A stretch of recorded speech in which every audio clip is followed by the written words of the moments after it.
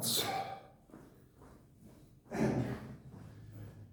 Well, now the horror starts. The problem is the following: we don't have time. The rest of the material is too much.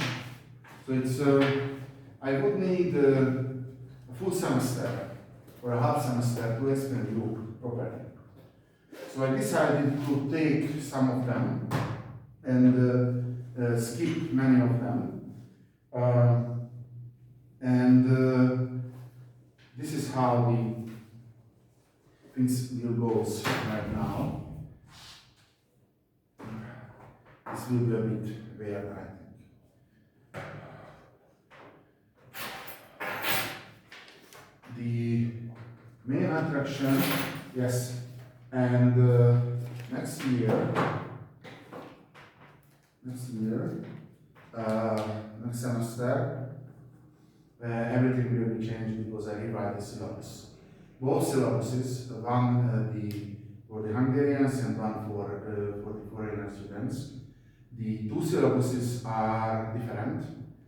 At least it seems to be different, but in reality, I realize it's not so different. Have you ever learned about you learned about complex?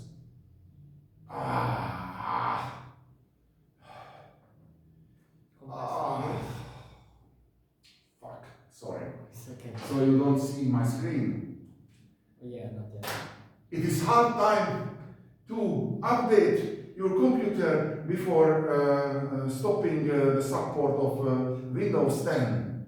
Yes, okay, I will.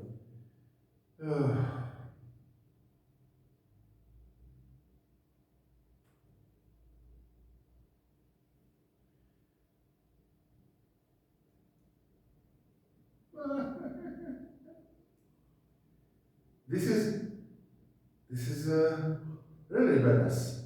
I have two options. Update just a few minutes after you log in. Update the next time when the PC is looking for updates within the next 24 hours.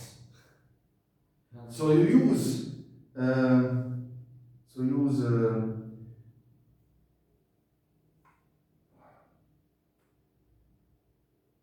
oh shit. I don't know what happened, but the update has started. Great. Okay, so I start this stuff and I'm looking for the lessons.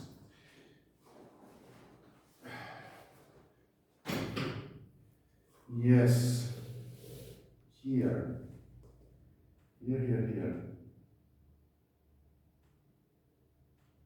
Okay, now I have some screen. Test 1, 2, 3, 4.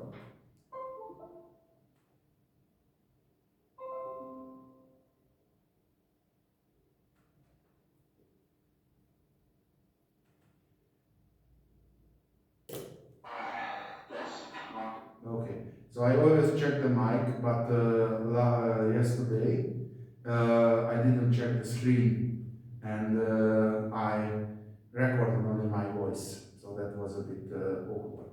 So now here, The projector hasn't turned on. has it turned in? Great. Thank you. Now.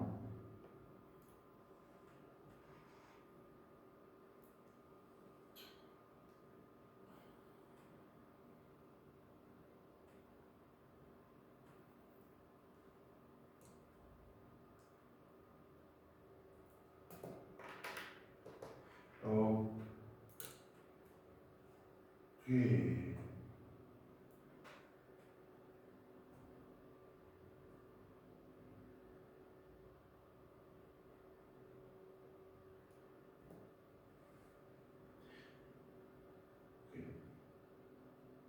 Do you know what's this? Oh yes. It has a name. I've seen those before. This is a modern it's the Mandelbrot set. Yes. The other is one of the Euler sets. Yeah. Okay, so yesterday there was also one student present, so this is a very familiar, what is it, class. Okay, I told her that I have very serious problem with the material that I taught you in the syllabus. It's too hard for a chemistry student. For a, even for a physics student, it's too hard. For example, we reached some rotational groups, transformations and everything, and it is for particle physicists. It's MSc or PhD level, doesn't matter. So very quickly, do you remember orthogonality and you know basis? Yes. So we had coordinate transformation, vectors, three vectors, for example, Oh, yes. okay. It has a it has a special case when the vectors are perpendicular, and the perpendicularity has a generalization called orthogonality. The perpendicularity is two vectors are perpendicular if you have the scalar product and the scalar product is zero. You can define the scalar product in different way, or multidimensional space, and then you also expect that two vectors from a space is perpendicular. Not perpendicular. The product of two vectors using that generalized scalar product is zero. Then we call this orthogonality. And if the basis vectors are orthogonal, perpendicular, if you say perpendicular, think for perpendicular and say orthogonal, that's fine, then it's an orthogonal basis. If the basis, the length of the basis vectors are unity, one unit, they are normalized. It's very simple, you have the vector and multiply the length of the vector. Then when you have free unit length basis vector, then the basis is, and we are orthogonal, when they are orthogonal, then that is orthonormal basis. And the shortcut is OB and ONB. Yes. Okay. That was the stuff yesterday. You can prove the independence of orthogonal vectors. There are long proofs and deductions and everything you can find in the book, which is written in Hungarian, but I cannot do anything this. There is something called best approximation. Have you ever heard about the least square method? The what method? Least square method. No. You have laboratory exercises, and you use this paper. Seriously? Yes. Yeah, actually, this is shocking to me. If you have points measured for measurements with error, you can fit a function, for example, a line. Do you know what I'm talking about? Yeah. And there is a method, a very simple method, it's called the least square method. And there is something similar to this in the books and in the lecture. But I skip it because it's too much. Let's do not skip the following thing. Orthogonal and semi-orthogonal matrix. This means the following. You have a matrix, any matrix, and you divide it into vectors. If these vectors are orthonormals, then you say the matrix is orthogonal. One example. There were yesterday more examples actually. Oh, Okay? That is one matrix, something.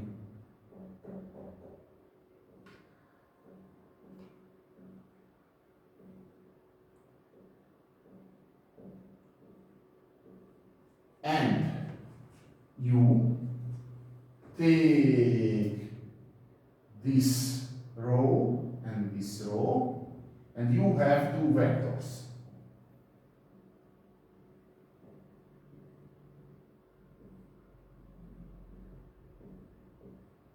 I have told you we have no restriction. We put together vectors and form a matrix, or we take a matrix and divide into vectors. This is one example. And this vector, I do the scalar multiplication, and that's 0. And the length is 1. So this is an orthogonal matrix, which is not true. Orthogonal matrices are square matrices. This is not square matrix, so this is semi-orthogonal matrix. There are many examples for this. So if you have just your own orthogonal basis,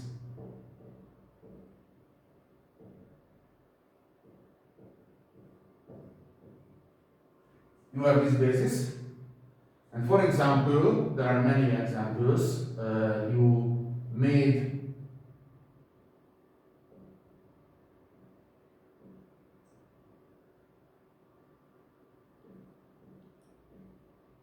this matrix. Of course, this matrix is orthogonal because here are the original vectors. You also can choose rows, not only columns. And then you have a orthogonal or semi-orthogonal matrix. These matrices has some very useful features.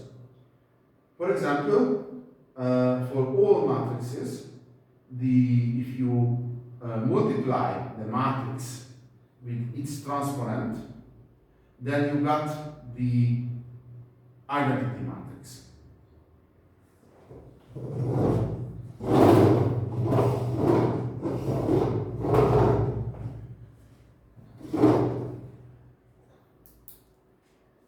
Here, AT, that's one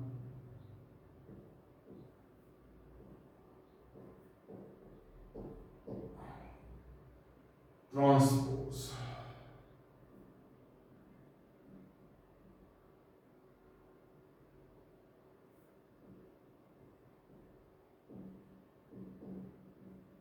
So sorry, this is 0. No, I'm here. Sorry. This is 1.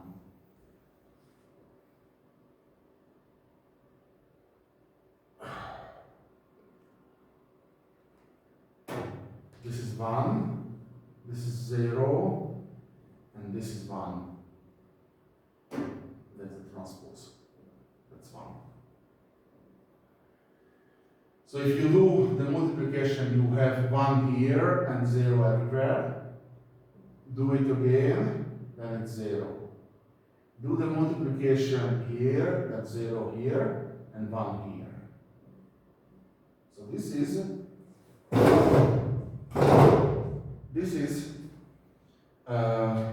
not a proof, a deduction of the thesis, but this is if you do the transpose for any matrix, not only the square matrices, and square with the original matrix, and you got this identity matrix, then that's an orthogonal matrix. Okay, the following definitions of the orthogonal matrices are equivalent. What does it mean?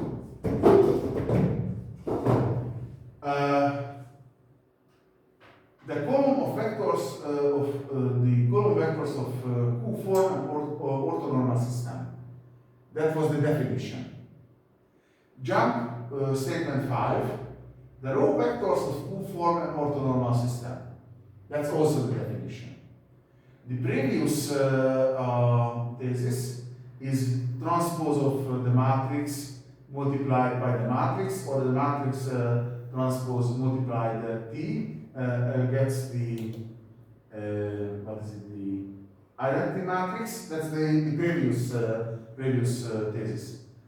And if you look for this Q inverse equal transpose, if you check the statement 2 or 3 and record the definition of inverse, that's the inverse. What was the inverse? The inverse was that matrix that you multiply the original matrix and you got the Eigen matrix. So the definition for the inverse was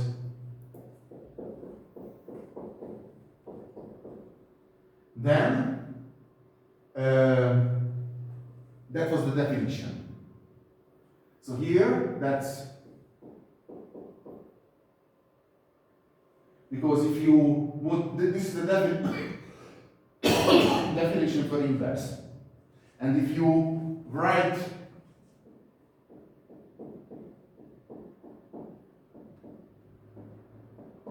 then the inverse and the transplant should be the same. But these are for orthogonal matrices. And other restriction, not semi-orthogonal, because inverse has only the square matrices. Okay.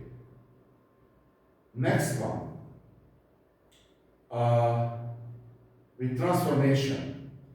Yesterday I made the calculation. The three statements are equivalent. The matrix is orthogonal. You take any vector, multiply the vector with the orthogonal matrix, and then the absolute value of it will be the absolute value of the original vector.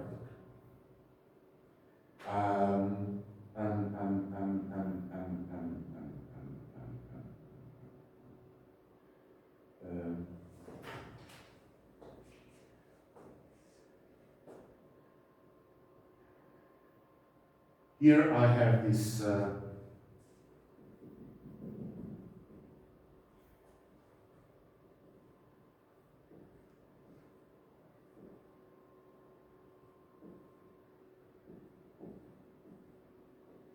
and I have a vector.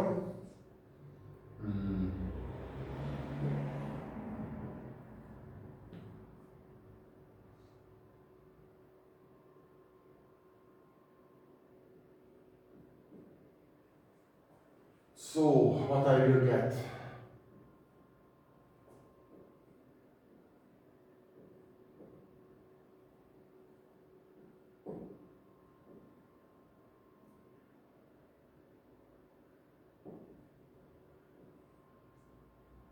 So the length of this vector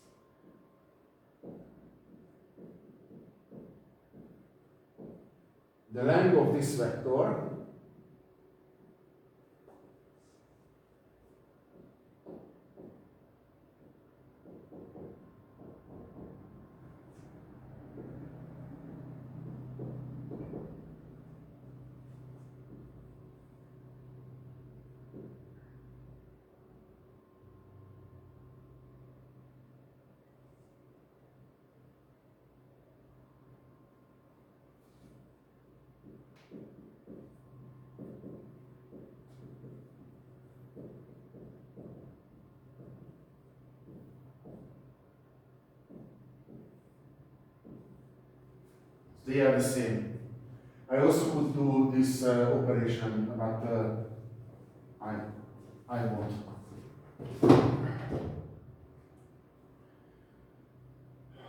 This is interesting. This is right now. If Q is an orthogonal matrix and the elements are real numbers, then its determinant is 1. The absolute value of the determinant is 1. Yes. Okay, for this example, 0, Yeah. -1. then it's -1. But I had another example.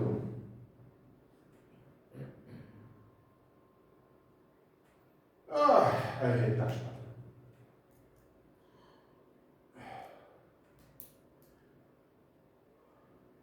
Okay, I have another example, just a moment.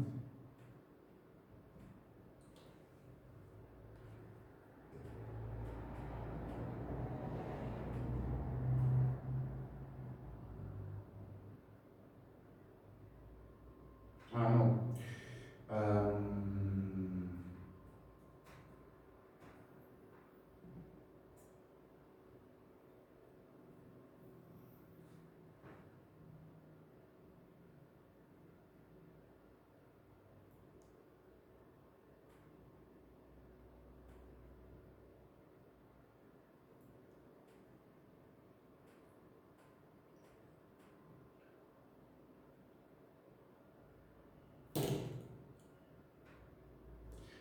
Do you know Penrose?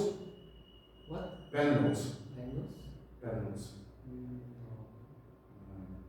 He got the Nobel Prize, and doesn't matter. He's very famous cosmologist. But one of the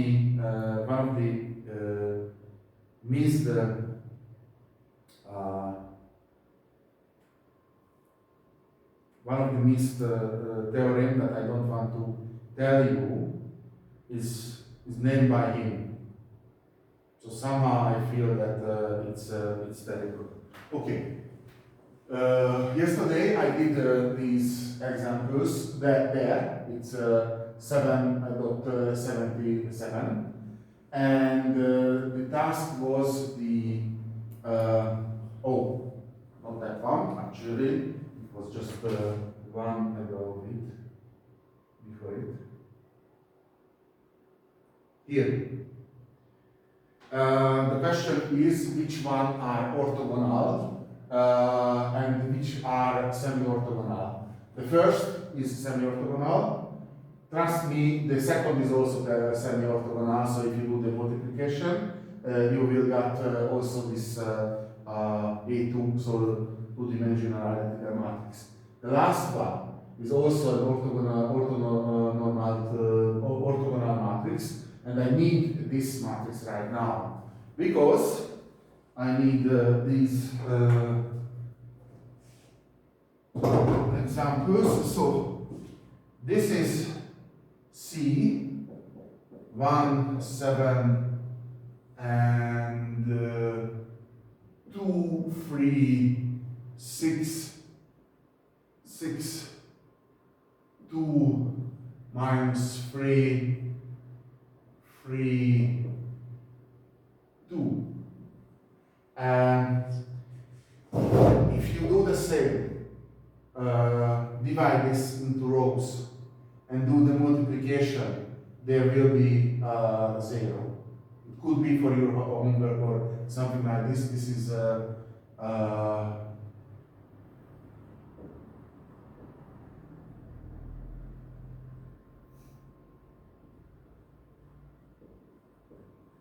this example. But here I need its determination. So I calculate the determination of C right now.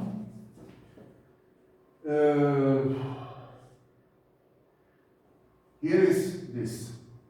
So whatever I will do at the end, I need to divide 7 over 3. So this is 8. Actually, it's better. No, it's okay. It's 8. Then minus 27. And then minus, this is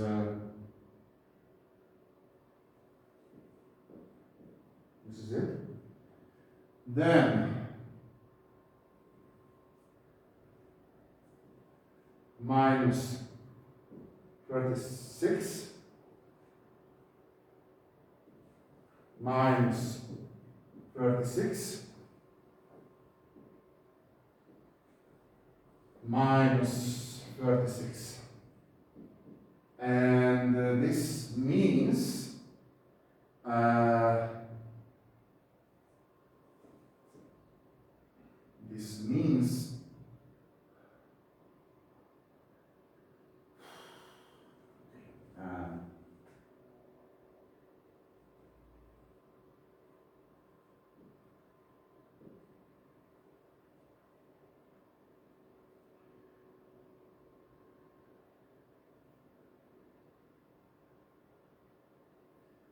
minus 343. yes, thank you. Minus 343, thank you. Divided by this, it's exactly 1. Minus 1. So, what the statement says, that's true.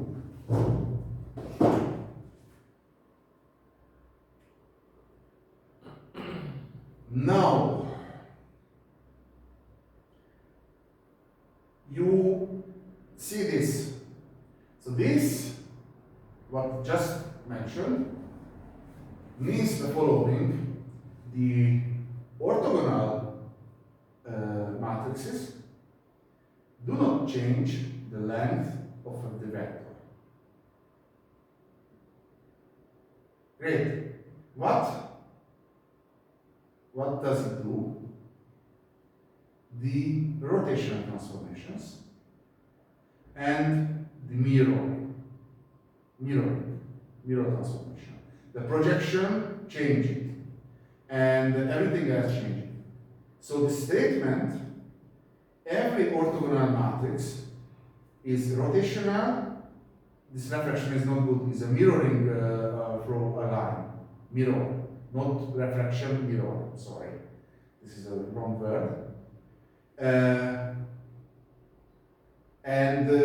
For n times 2 matrices, we say this is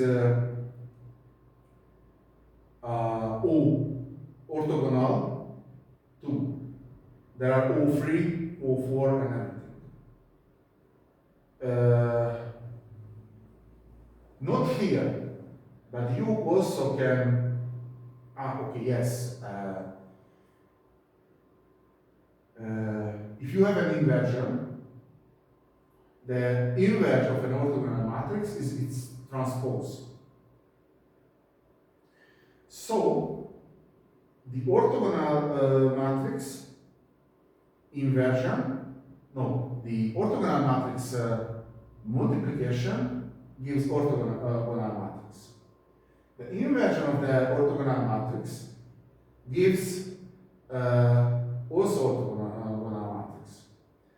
And the multiplication of the orthogonal matrix also gives orthogonal matrix. So this set is closed. We have a set which is closed. It has a unit matrix, something, and we have operations above it. It's called group. It's an algebraic term. It's far beyond your necessary knowledge in the SC level. And this closed rotational groups.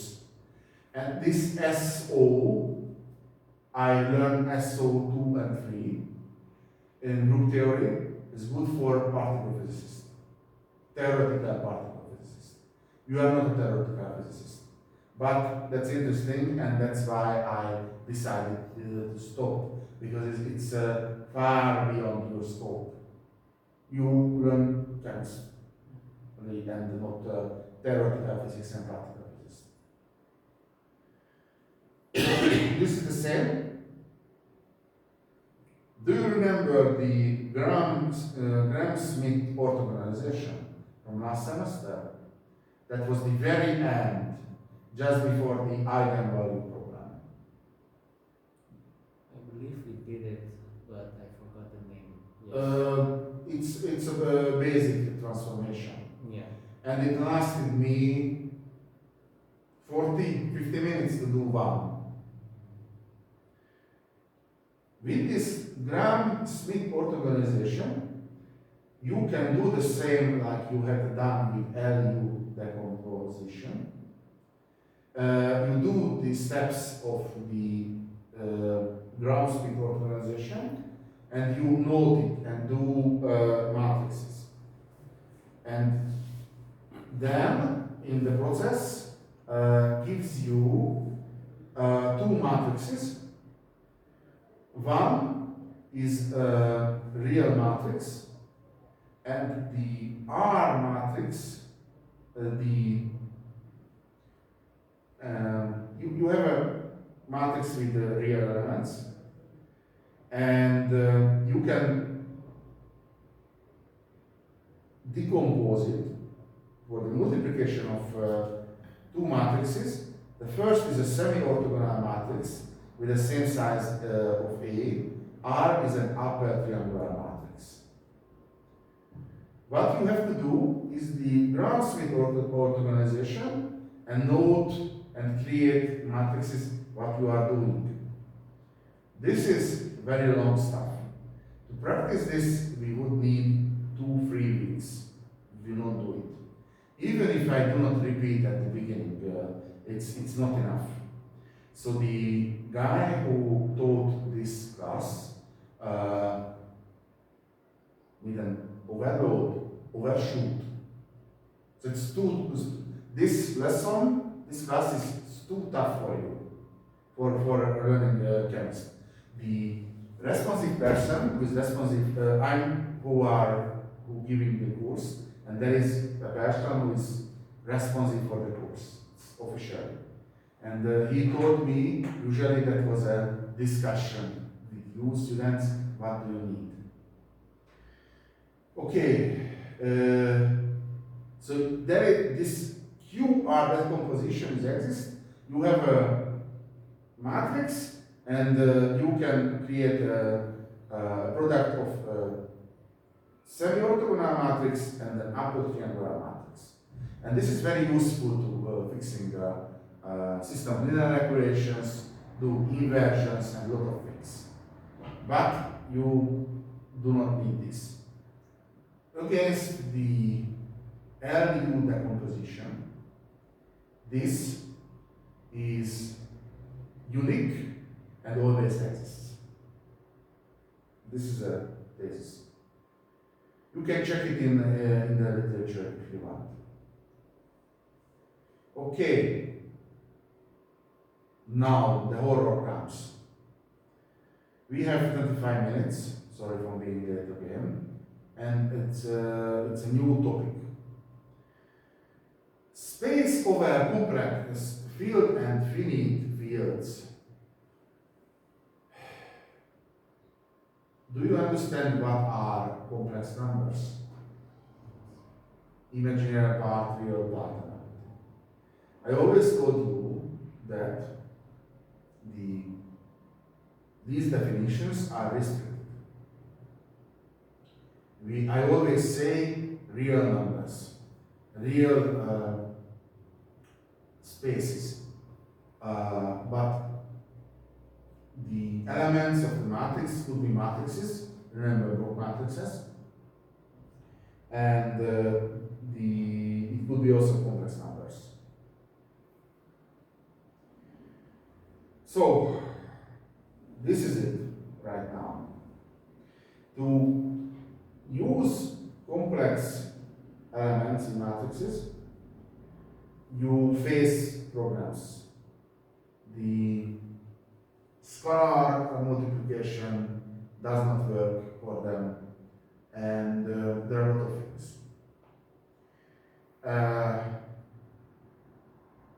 First, adjungate of a complex matrix. This adjungate is not that adjungate, and actually I should tell you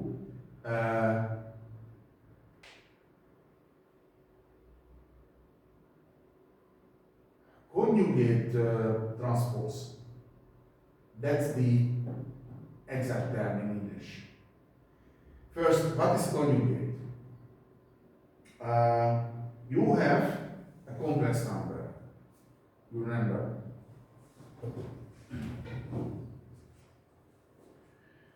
So you have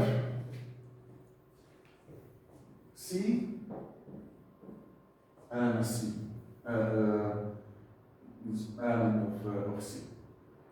You can write C as A plus BI, where A, B, element I. You remember this. The conjugate of C is A minus EB. These are the same number, just the sign of the imaginary part changes. This is the conjugate. This is an operation. Actually, I can say, what I can say.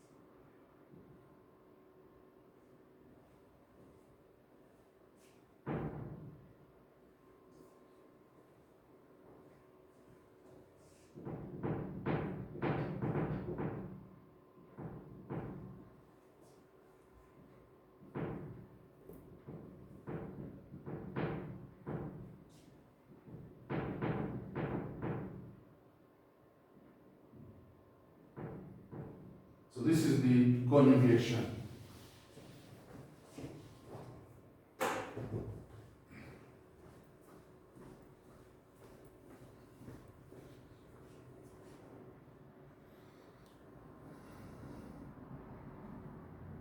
Okay. This is the conjugation. Okay. We have something. This adjungate is not a good term. I wrote this, but this is not a good term. Hermitian transpose. You have a matrix, conjugate all elements, and then do a transpose. That's the Hermitian transpose. But I have doubt. Perhaps is not Hermitian, it's Hermitian. Do you speak French? No. No. Do you know that the French cannot pronounce H? Oh, I didn't know about that. So if, for example, the Hungarian's name is Hongrois, and in many language, it's not Hungary, but it's Hungary, and Ungar, so there is no H. Some nations they don't write, some nations they don't just don't write but don't pronounce. This is one example, funny example. I lived in France, and I looked for a rent, and there was a negotiation with the owner. Oh, and you have to pay for the eating system. The eating system. Do you provide me breakfast? No, the eating system. Eating system. What is eating system? That one. That's the heating system. Yes, the eating system. So perhaps this Hermitian transpose is not Hermitian but Hermitian. So it's funny. But I come to here.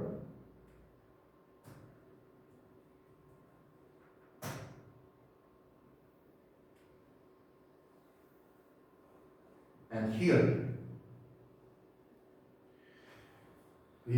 So here.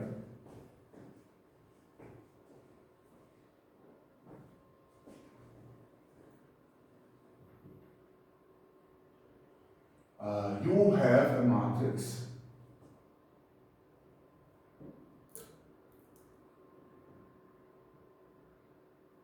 Oh, no. It's okay.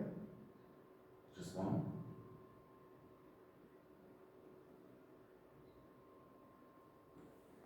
So if you want to do the transpose, first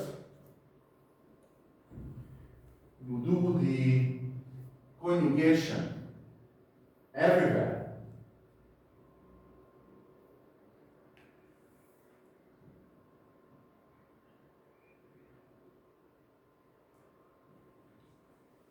And then you can do the transpose.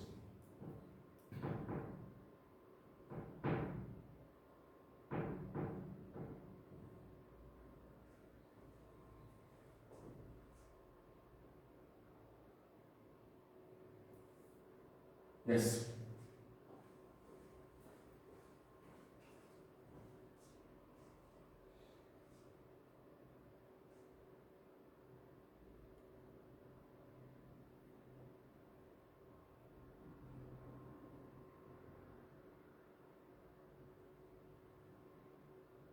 So that in the first row does it in one step, but me, I need 2 steps.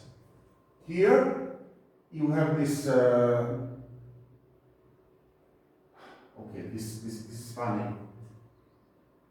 You have this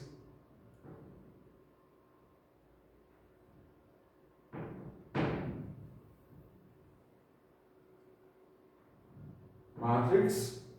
If you want to get that one, you first do the conjugation,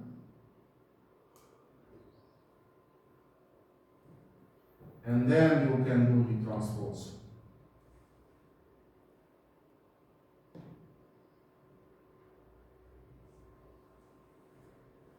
Sorry, it's too small, I think, but you can see what I mean. You do the conjugate. Do you remember for this conjugate stuff with complex numbers? Oh, we can't. No. No, but you then I don't know where you can meet with this conjugate. Oh well, I learned it with myself, like with complex numbers, like with Okay. example of For Mandelbrot sets or what? not the operation of complex numbers. Okay. Do you remember the trigonometric form and coordinate form of complex numbers? In physics, you can use complex numbers, you must use complex numbers for the resistance of condensator or what is induction loop. Mm. You know, the resistance is something I omega L, for example, for a loop, and something. So it's complex. You cannot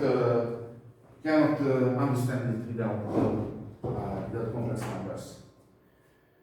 Okay, here. Now you have problem with the scalar numbers because not scalar numbers, scalar product. So you need a new definition. If you multiply two vectors z and w, which elements are complex numbers, then the scalar product is not that we used.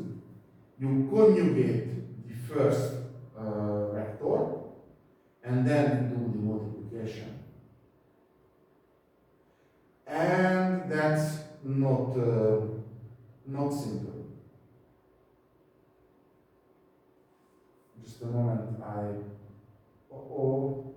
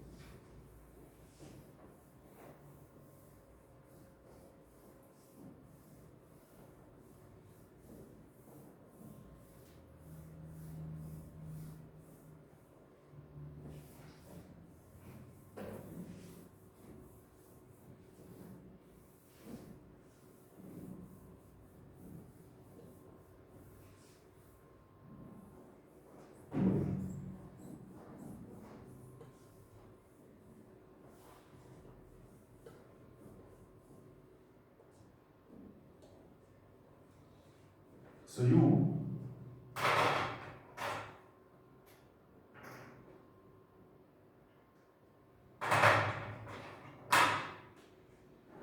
you have vectors.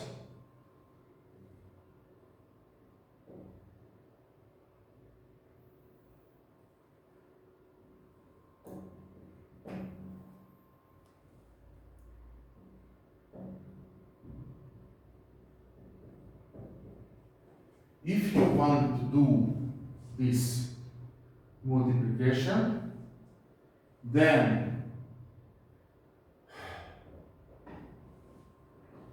you have to multiply the conjugate of the first element from the first vector and the first element from the second vector. Then you multiply the conjugate of the second element of the first vector with this with the second element of the second vector. This is what the definition says. Okay,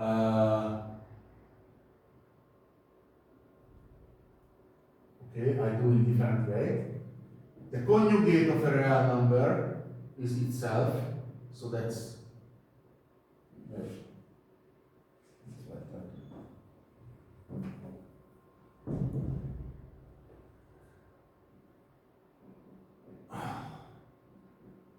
the conjugate of E is minus E, I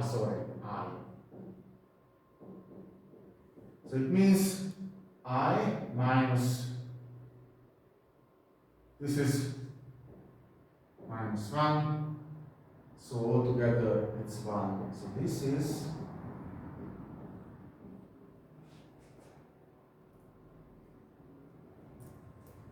exactly which are here. So this is how you are doing the scalar product.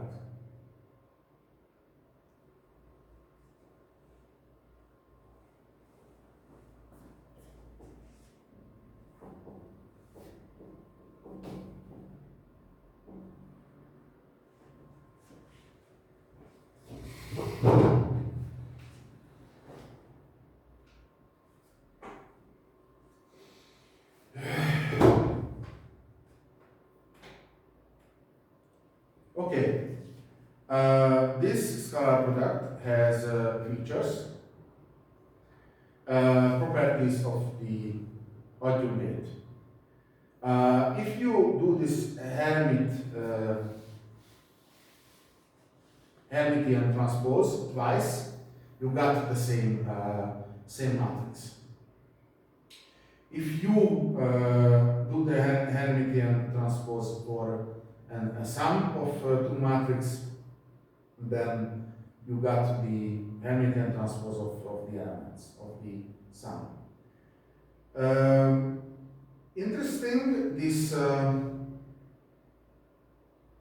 multiplying the C, then you got the conjugate of the C multiplied the Hermitian transpose of the matrix. The multiplication of two matrices, the Hermitian transpose of multiplication of two matrices is the Hermitian transpose of the second and the B. It's like transpose. This is not proved even in the book. The complex scalar product, you have these features. It's okay. Just a moment.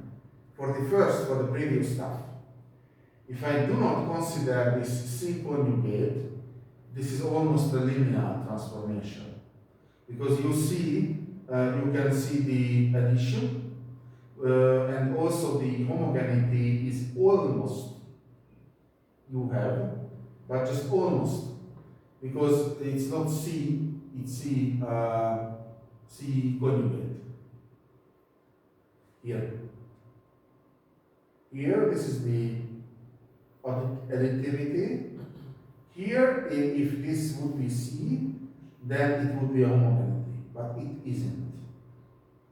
Now, a real mathematician start to think what it does mean and prove some stuff and creates a new branch of the mathematics. I'm physicist, and you are studying chemistry, so you don't do it.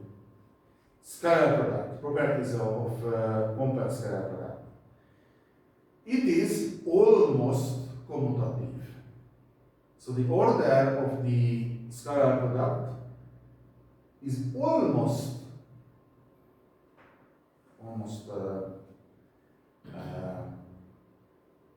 not important, but we do have this conjugate.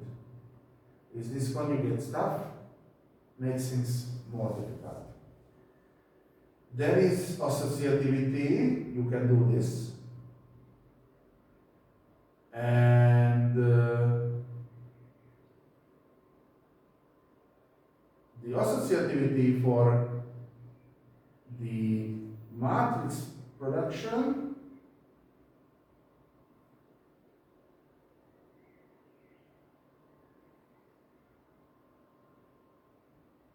I have to check this.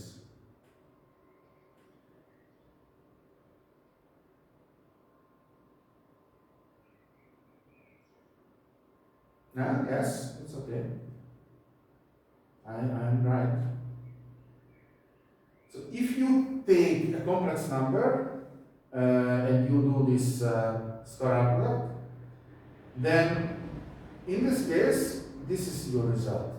But in this case, here is the conjugate of this C. So it's not so simple.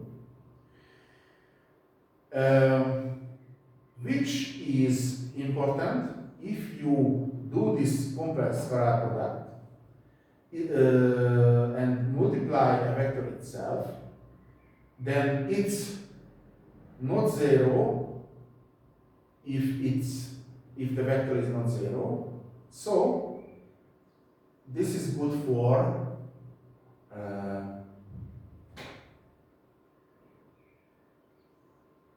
calculate the distances and the magnitude of the complex number. That's just my remark. The complex matrices has a special subspaces, very nice.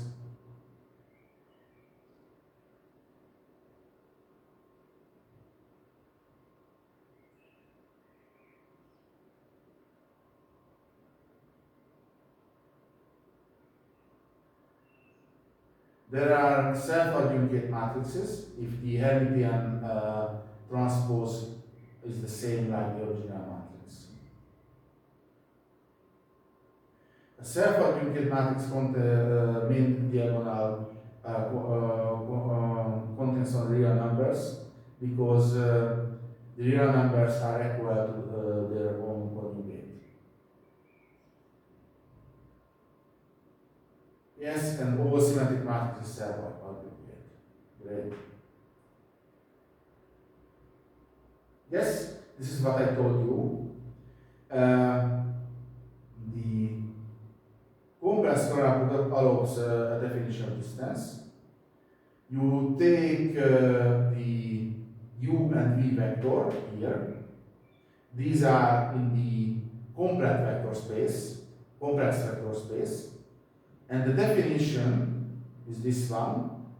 And how you calculate in this proper way, you multiply the u minus v itself and calculate the square root. It's the same like real numbers, just the scalar product is more difficult and the complex numbers are more difficult. And this is also a sign of stop. Cauchy, Bunyakovsky-Schwarz inequality, actually this is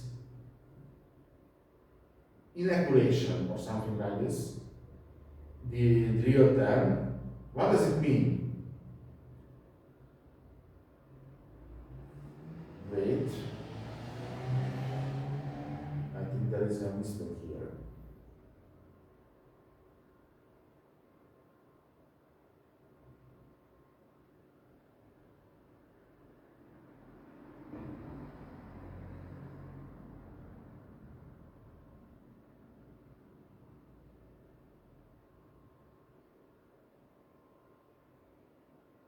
No, it's not.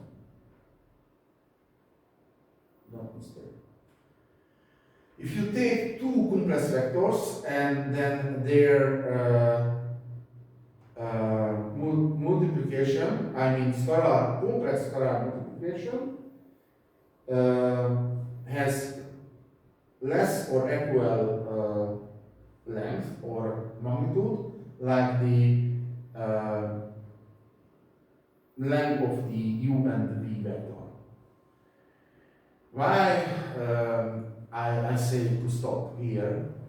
Because I learned analysis, mathematical analysis. My professor called it element of mathematical analysis, and I learned it 4 plus 5 hours per week for five semesters, and this inequality appeared in the 4th semester. So this is too much for you in this moment. Then I have only one slide.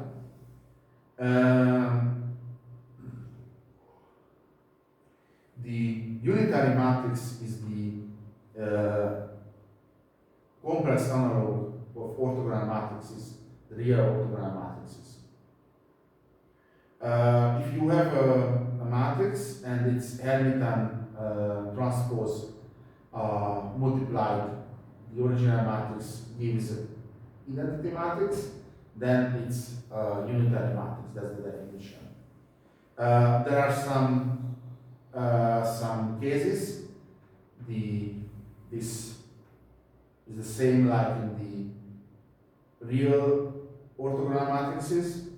This statement was for orthogonal matrices. This is one statement and other statement that we have proved. We have proved this one and proved this one. This unitary matrix is the analog of the orthogonal matrix. Okay, sorry, it's plus 2 minutes. And this is the last slide. This is not material. Perhaps next time I will explain what is it. You go through the complex numbers, and there is, for the left, there is a very simple transformation. Take the number first. Then you calculate the second stuff. You have a C number. Then you do the following transformation.